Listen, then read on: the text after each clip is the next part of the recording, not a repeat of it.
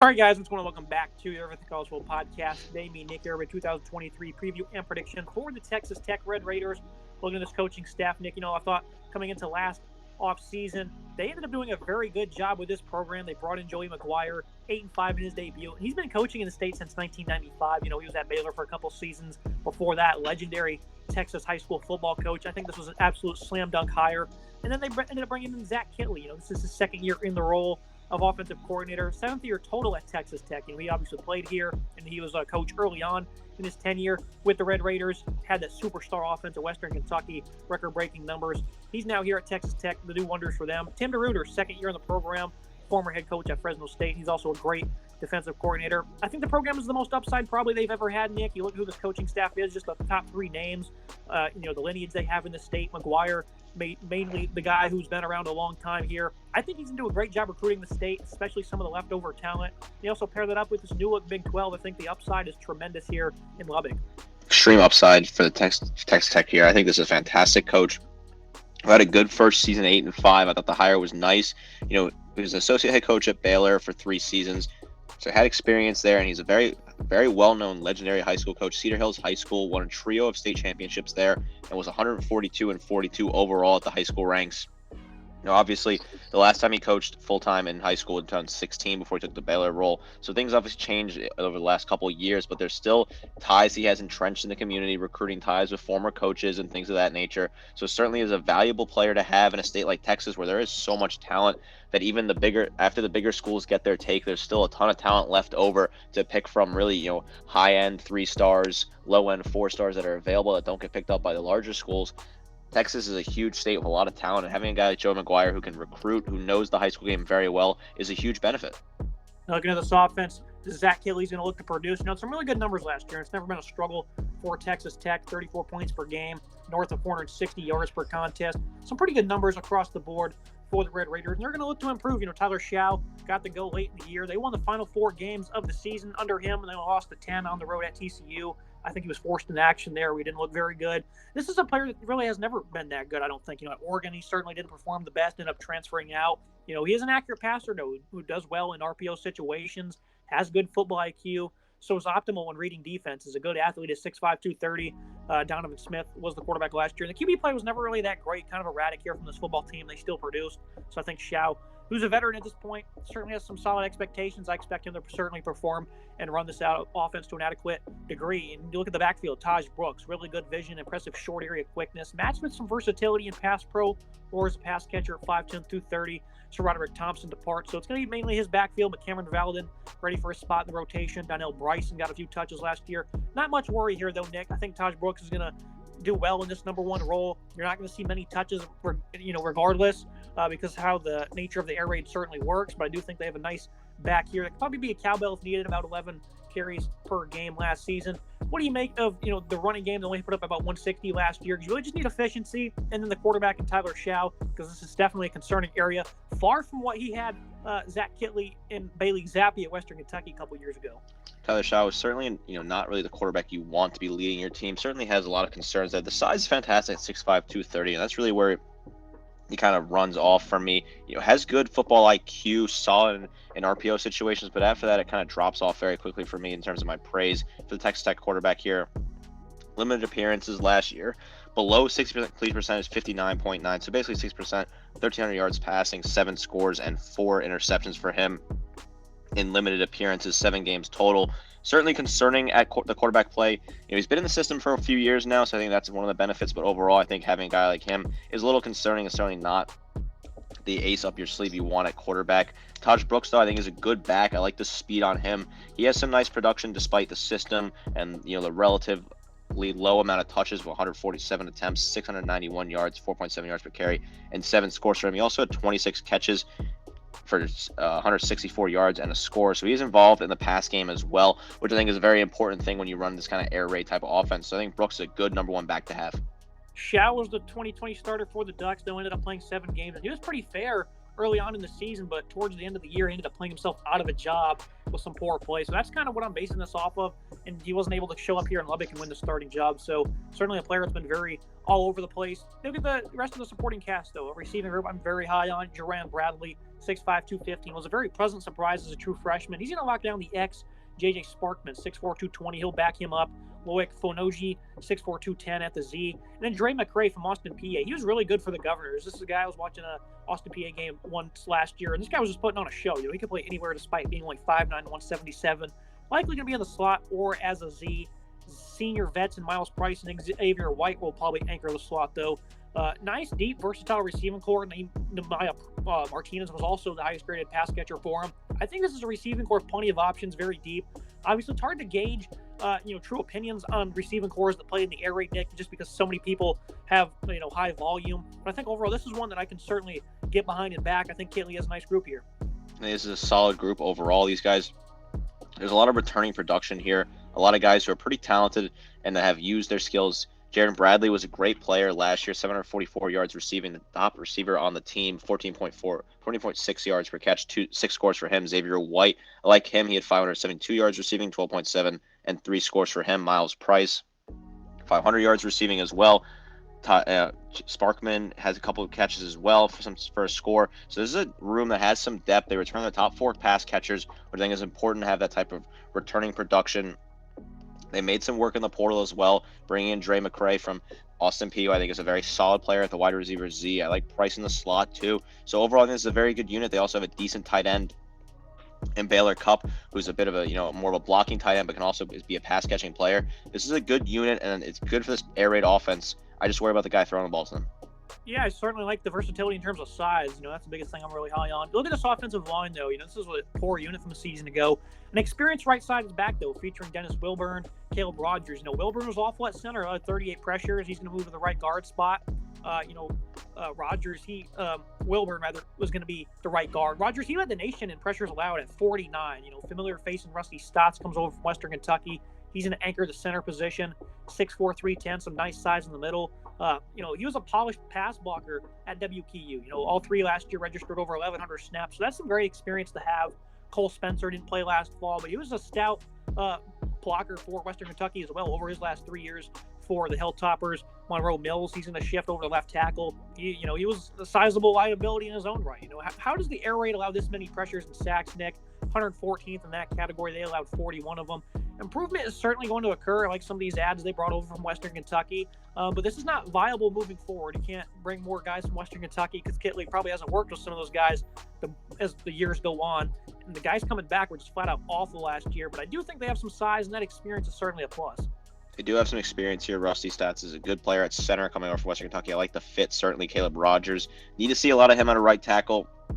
Another year for him, but the past season was very poor. Has to improve greatly here. I really think he needs to step up and be that guy. Cole Spencer was a good player during his time at Western Kentucky, so he has some experience from that as well. This is a unit that needs to be worked on. It's not a bad unit necessarily. There certainly is some talent here, but they got to find a way to put all these pieces together to help these pass blocking for the air raid offense. I'm going to go ahead and give it a B+. The offensive line obviously needs to drastically showcase some improvements. I think the receiving core is very deep and versatile, and I think the run game is quite efficient for what they're running here. Shao certainly has some concerns, but the weight on the shoulders of the quarterback in this system isn't all that massive. I think they're going to make it a little bit easier for him this year. Again, though, in his career so far, it's really just been a lot of inconsistencies, more bad than good, really. He's been unable to hold a job, really. B+ for me, that might be a little too high, but they're certainly going to produce nonetheless. I think this is a B offense. This is a good offense that has a really deep wide receiving room and a good running back in Taj Brooks. I worry about the quarterback play. Certainly, I worry about the pass blocking on the offensive line, which I think is 2 things that kind of add together that really worry me. I'm going to give this offense a B-. I think it's just the pass blocking that really concerns me, and I really think the quarterback play is not where it needs to be for this offense. They did add 5 offensive linemen in the transfer portal, so Julian McGuire certainly addressing a big area of concern there. Look at the defensive side of the ball. This is a team that returned 6 starters. They lose 8 guys in the portal. They added 5. 3 of them on the defensive line. They do lose 5 of their top 7 tacklers. And, of course, Tyree Wilson's going to be a big-time loss. This team was 42nd in FBS with 31 sacks, and I expect this D-line to kind of lead the way once more. They're glad to have Tony Bradford back. Was a good run defender. Really impressed as an interior pass rusher also. Alongside him, Jalen Hutchings. He was an elite run defender. Depth's certainly going to be tested. Marion Banks only saw 2 games. Quincy Ledette arrives from ULM with some good experience. Looking at the pass rush, Miles Cole saw nearly 300 snaps last fall. Wasn't all that great. Steve Linton was a good pass rusher for Syracuse, 6'5", 219. He's likely going to be an outside linebacker for them. I do like this defensive line with Bradford and Hutchings. That's probably the strongest part of this football team other than that receiving core, Nick.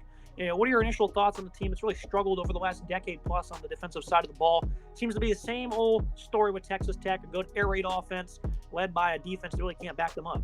Yeah, certainly. It's the emphasis on the defense has really not been there ever since the Mike Leach era, really, where it's just been try to score as many points as possible and outscore your team. That's really not an efficient way to run a football team. They really just cannot seem to get stops. They struggle every single game, it seems, in getting stops. The defense, gets torched over and over again. 100 in the country in pass yard, 103rd in the country in pass yards given up, 91st in rush yards given up, 425 yards per game given up, 100th in the nation, nearly 30 yards per game given up. These are all just totals that are way too high. And it's interesting because they do produce some talent on defense. A guy like Tyree Wilson, who was drafted in the top 5 in the NFL draft this past season. So they can produce some serious talent. It's just that they seem to struggle to put the pieces together. Yeah, I mean, they went down on the road at Iowa State, and they beat them like near 14-10. They still gave up 422 yards and 5.3 yards per play. I mean, that's just not good against offenses like that. And they were on the field a lot, 941 plays. I mean, numerous games. They're on the field for 80-plus snaps. That's something that certainly needs to be adjusted. You need to slow it down a little bit on offense, continue to be efficient. The great teams can do that. Texas Tech has never showcased an ability to do that. Like you said, not a great game plan to play winning football. Look at the linebacking core. Josiah Pierre looks to shift from outside linebacker to the middle, 6'2", 245. Jacob Rodriguez was a good run defender. He will certainly get on the field a lot more this fall. Tyreek Matthews got good experience also. Production and playmaking needs to get better, but some solid hope for this unit because these are some experienced players here. The middle of this defense, I think maybe when Jordan Brooks was there is the only time I can really think of them really having a force in the middle. This is another thing they really have to shift, Nick, is the middle of this defense. They need to work on this defense, certainly. Pierre's a good player, 40 total tackles, 7 tackles for loss, plus 4.5 sacks for him. He's a good leader there. Tony Bradford Jr. as well, 32 total tackles, 9 tackles for loss, 5.5 sacks for him. I like those production numbers out of him. Good numbers, certainly Tyreek Matthews as well. Got limited snaps, but decent experience overall, 15 total tackles, 3.5 tackles for loss for him. Overall, this is a decent unit.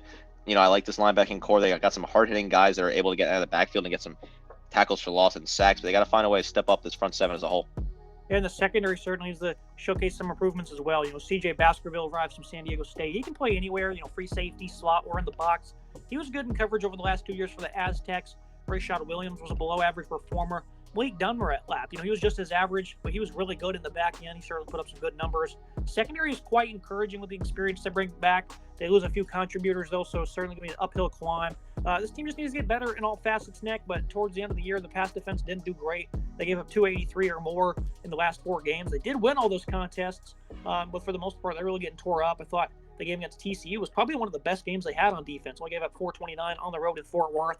So I think this defense certainly played with some more pop at times. They only led 428 in the game against Texas. I picked them to win in. They didn't show up on offense against North Carolina State, but they held that offense in check. Not a great offense by any means. Even though they're this poor, Nick, it certainly seemed they played with more pop at times, and that's definitely encouraging for Tim DeRuyter and his unit. It is impressive to see that. Sometimes there's some hard-hitting players here. Rashad Williams is a decent player with 37 total tackles, 7 pass breakups for him. Malik Dunlap had 12 pass breakups and 33 total tackles overall, so that's some decent production for what is not a bad piece to have in your secondary. I think Malik Dunlap is a good leader. Tyler Owens as well. He had 19 total tackles, 2 pass breakups. DeRoyd Taylor Demerson had 74 total tackles, 5.5 tackles for loss, and a sack. He's your top returning tackler. He had 5 pass breakups as well. Kind of a do-it-all piece at safety. I like him a lot. You can move him around and get him involved. He played free safety a lot in the past. So overall, this is not a bad secondary. I mean, of course, the numbers don't look great, but I think there is some raw talent here they can use. Yeah, guys like Dunlap, Taylor Demerson, and the duo up front of Bradford and Hutchings. C+ for me, though. They need to be sturdier versus a run. The pass defense needs to find that next gear. I certainly am hopeful that it will, Nick. Like, this team, again, 31 sacks last year. That was a big boost from the year prior. It seemed like they had some ball hawking to them as well with 10 interceptions compared to the 10 they had in 2021. So same numbers, but Taylor Demerson did have 3 in each of the past 2 years. He's going to be a ball hawk leader for them. Very interested to see how this unit does. C+ for me, but I'm very hopeful for it. I think this is a C+ unit as well. There is some talent certainly in this defense, but the numbers are just not great, and the returning production doesn't quite have as much pop as they need to. They're going to struggle after the quarterback and struggle at sacks, but I think it's going to be a big downfall for this team. The schedule preview and prediction. Absolutely love the future of this program, especially with the new Big 12 look on the way. The offense should shine with a good wide receiver group, a nice back that'll be productive, and a veteran quarterback who's yet to really showcase his full potential. At least I hope. The defense is still a mystery. 2 studs on the D line, and there's experience all over, but the growth is capped, it seems, until a few years of recruiting is in the books. This team will compete, no doubt, but the defense, I think, will cost them because this is not an easy schedule.